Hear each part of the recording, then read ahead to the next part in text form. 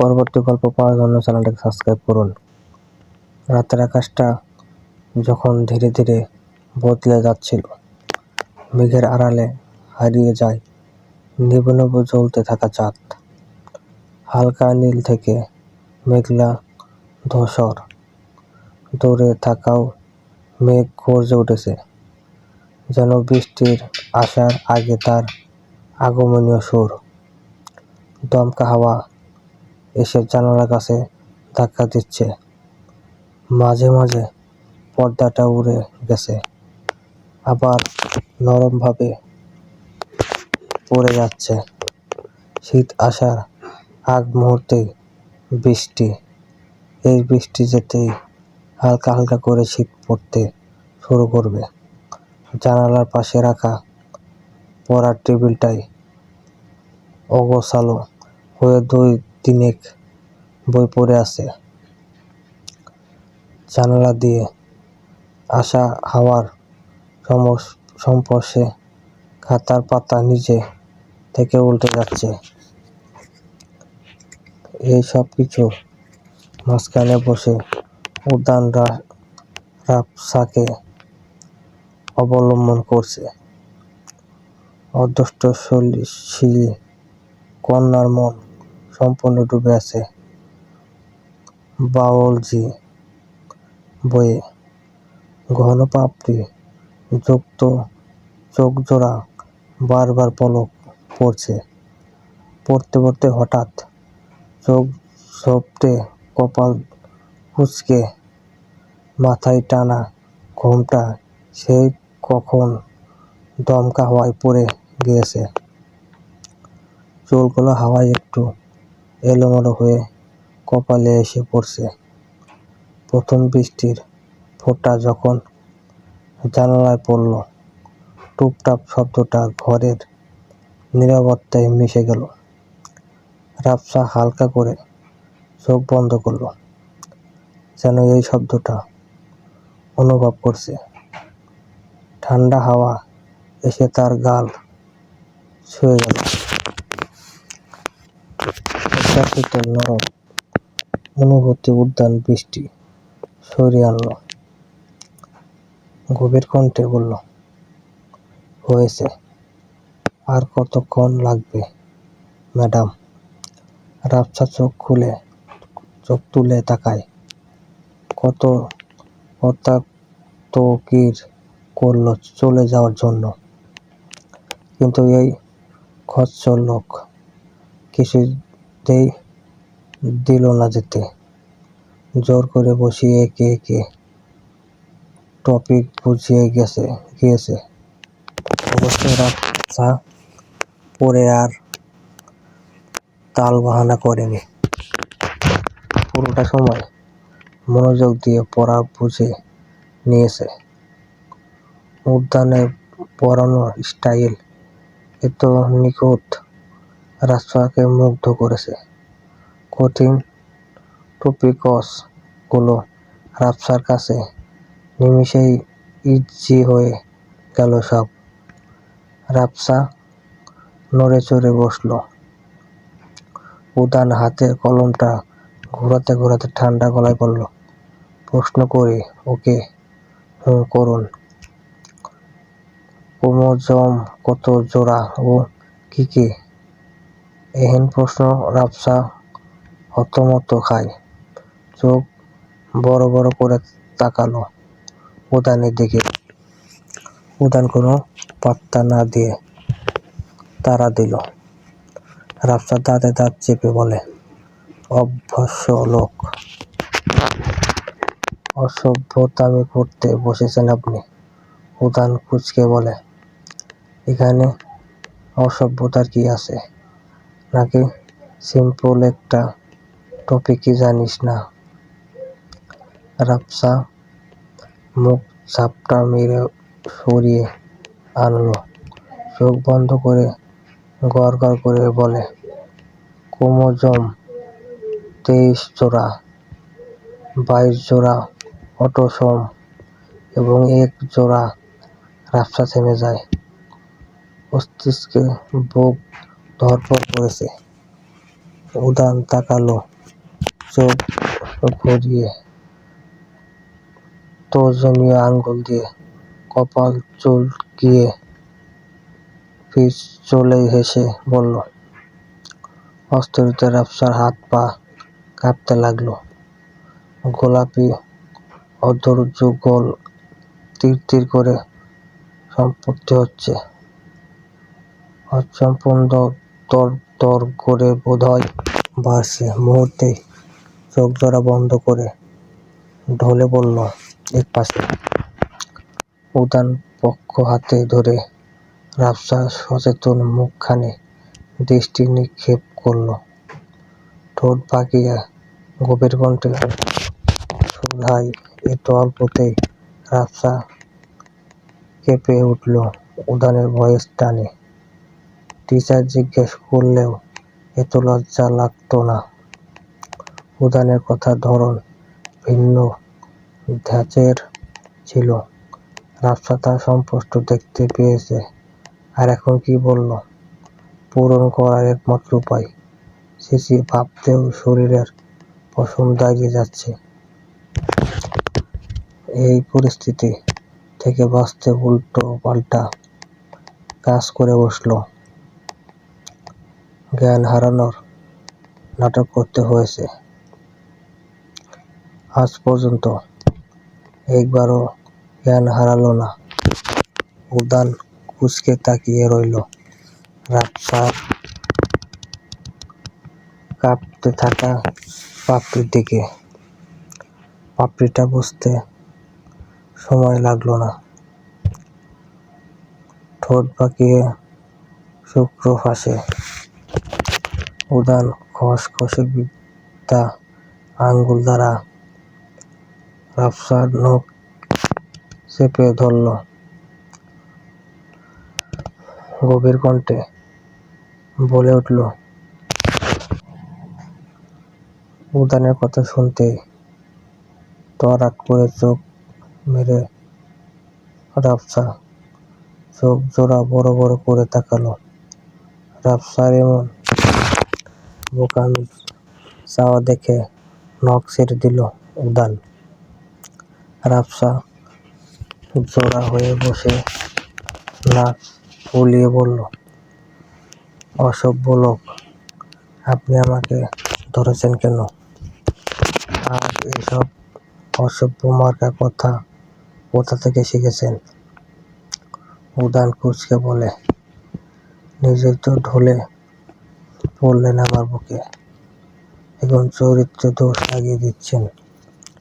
রাফসা বিরূপ মুখে মুখটা ঝামটা মেরে বলল, দরকার হয় চেয়ার থেকে পড়ে কোমর ভেঙে ফেলব। হাত পায়ে ব্যথা পেয়ে কয়দিন বিছানায় পড়ে থাকবো। তবু ইচ্ছে করে আপনার শরীরে পড়ার রুচি নেই আমার। 10টা রুচির ফাইল খেলেও অমন রুচি হবে না আমার। এক থু, কি জঘন্য অপবাদ আমার নামে। রাফসার অপমানজনক কথা শুনে উদানের কপালে কয়েক স্তর ভাঁজ পড়ল। থমথমে গলায় পাকা হেসে পাল্টা প্রশ্ন ছুড়ে জ্ঞান হারিয়ে লুটিয়ে পড়েছিলেন। এত তাড়াতাড়ি নিজেকে জ্ঞান ফিরল কি করে? উদানের প্রশ্নে ধমক খেয়ে যায় রাফসা। কি ভুলটাই না করে ফেলল। মাথা টেবিলে এলিয়ে দিতে চেয়েছিল, কে জানতো জনদি লোক ফুঁকিয়ে নেবে। তবু নিজেকে বড় দেখাতে বই খাতা গোছাতে বলল। নতুন সায়েস আপনি বুঝবেন না ভাইয়া, আমি বইয়ে পড়েছি। উদান কুঁচকালো রাফসার কথায়। রাফসা উঠে কয়েক কদম সামনে গিয়ে সম্পূর্ণ পেছনে ঘুরে তাকালো। উদান ওর পানি তাকিয়ে আছে। হঠাৎ রাফসা প্রশ্ন সুরে উদানকে চেয়ার থেকে উঠে দাঁড়ায়। প্যান্টের পকেটে হাত ঢুকিয়ে সোজা হয়ে দাঁড়ালো। কুঁচকে ঠান্ডা গলায় বলল। রাফসা বিরক্ত হলো। কোনো কথার উত্তর পাওয়া যায় না। এই লোকের কাছে ঠোঁট নাড়িয়ে বলল, অসভ্য লোক একটা। গটগট করে পা ফেলে রুম ত্যাগ করে। রাফসা ঠোঁট নাড়ালো দেখে উদান বুঝতে পেরেছে এই মেয়ে আবার চরিত্রে দাগ লাগিয়ে গেল। সকালের সূর্যটা ধীরে ধীরে পূর্ব আকাশে উঠেছে বেশ আগে। ফরাজি বাড়িতে নাস্তা বানানোর তোড়জোড় চলছে। রাফসা খেয়ে দেয়ে সেই অনেক আগেই বেরিয়েছে কোচিংয়ের উদ্দেশ্য। উদান সিঁড়ি বেয়ে নেমে আসে। আজ ফার্স্ট ডে হসপিটালের। ব্রেকফাস্ট করতে বসে পড়েছে সবাই। উদান কুঁচকে পড়ো টেবিলটা। এক বড় অবলোকন করে জারিনকে হঠাৎ করে বলে উঠল, রোহান কোথায়? ওকে ডেকে আন। ভাইয়া তো ঘুমে কাঁদা। এখন যাব। উদান হাতা ফোল্ড করতে করতে বলল, ডেকে নিয়ে আয়। অজ্ঞতা উঠে দাঁড়ায়। জারিন পা বাড়ায় রোহানের রুমের উদ্দেশ্যে। রোহান কোমর অব্দি কম্পিউটার জড়িয়ে অপুর হয়ে শুয়ে আছে।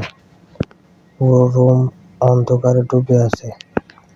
জারিন আগে পর্দা সরিয়ে জানালাগুলো খুলে দিল।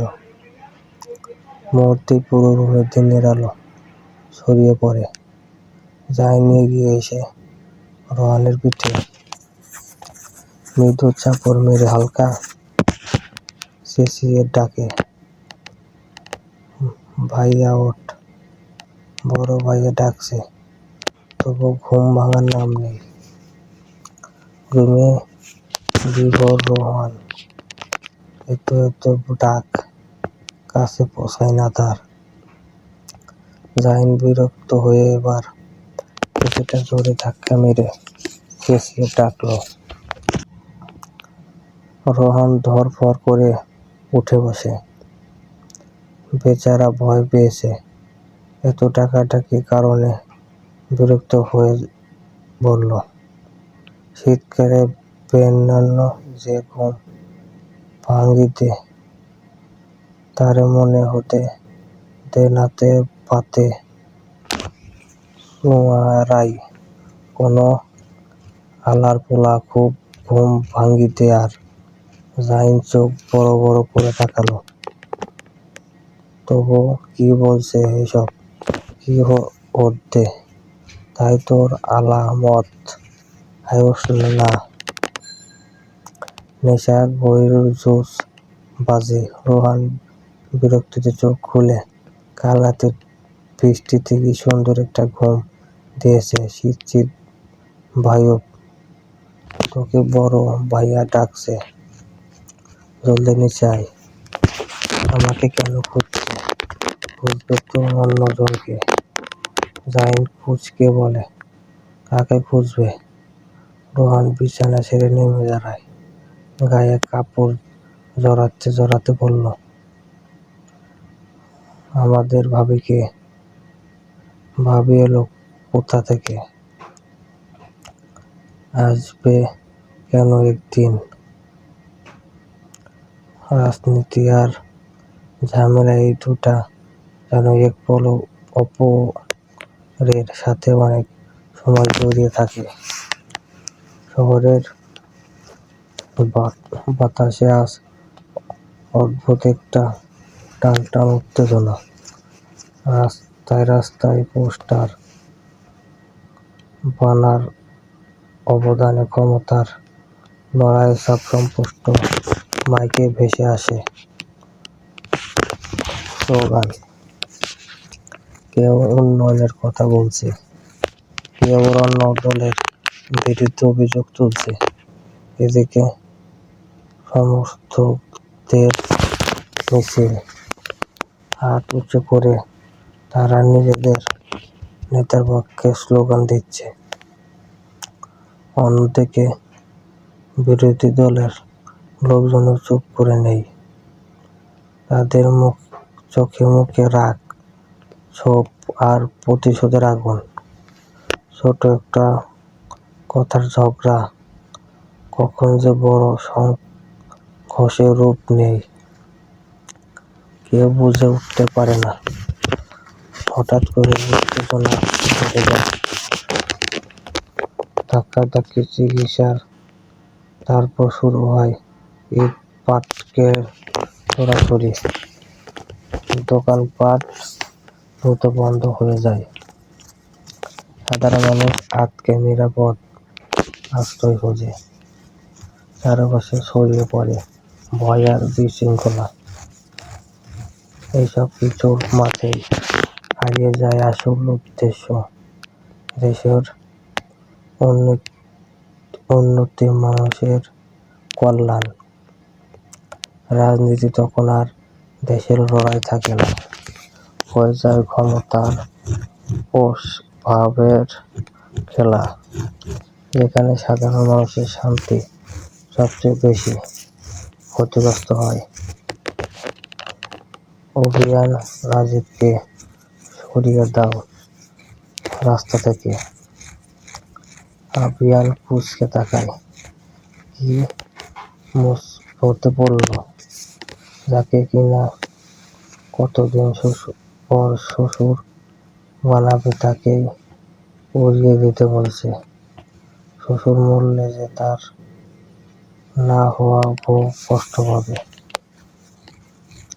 ঘুরে ফিরে কেন ওদের বিপক্ষ দল হতে হলো? আভিয়ানের এসব রাজনীতি মোটেও পছন্দ নয় এখন। এই রাজনৈতিক নামক দেয়ালের কারণেই রাবসাকে পেতে হাজার হাজার বাধা হাজির হবে। বাবার কারণে কিছু বলতে পারছে না। পথ যতটা সহজ করতে চাইছে তা আরো কঠিন হয়ে পড়ছে। কি করে এত ঝামেলা পেরিয়ে তার মায়াবীকে নিজের করে পাবে? কি হলো, কিছু বলছো না কেন বাবা? অভিয়ান ঠান্ডা গলায় থেকে বলল, দেখো বাবা, এবার ইলেকশন সুষ্ঠুভাবে হতে দাও। দেখো জনগণ কাকে বেছে নেয়। জোর করে ক্ষমতায় যাওয়ার প্রয়োজন নেই বাবা। উনি বেশ চমকালেন। কি বলছে ওনার ছেলে? এখন ক্ষমতাই সব। ক্ষমতা ছাড়া কোনো মানুষ চলে নাকি? এসব কি কথা বলছো তুমি? পাগল হয়ে গিয়েছো?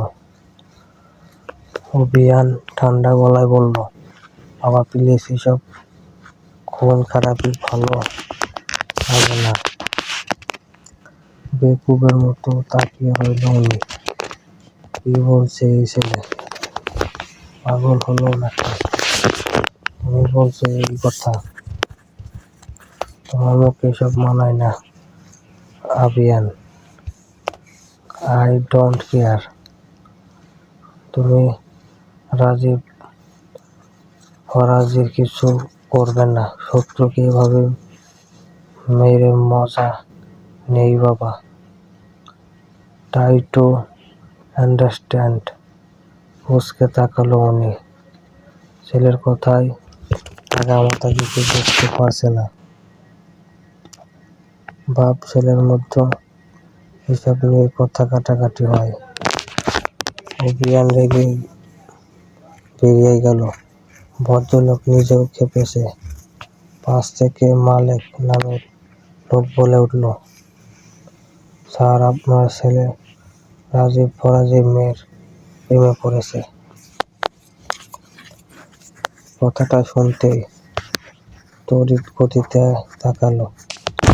মাথায় যেন বাজ পড়ল ওনার।